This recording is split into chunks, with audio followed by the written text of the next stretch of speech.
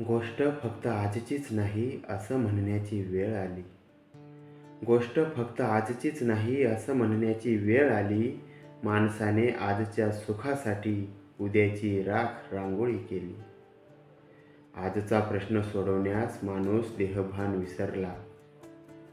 आजचा प्रश्न सोडवण्यास माणूस देहभान विसरला. जिथे भेटेल आसरा तिथे बेभानपणे पळत सुटला.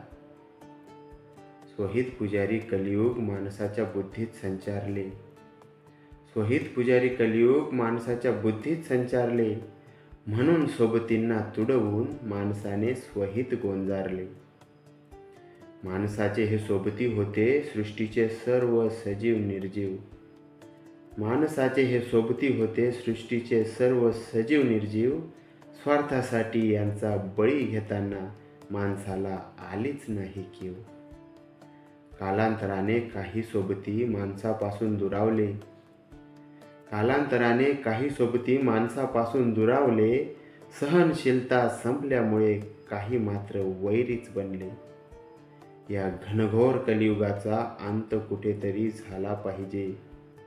या घनघोर कलियुगाचा अंत कुठेतरी झाला पाहिजे. माणुसकीचा थोडा तरी भाव आता माणसात आला पाहिजे.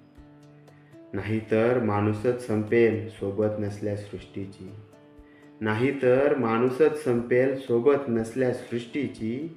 आजच्याच गोष्टी सवे नसेल सुंदरता उद्याच्या गोष्टीची. आजच्याच गोष्टी सवे नसेल सुंदरता उद्याच्या गोष्टीची.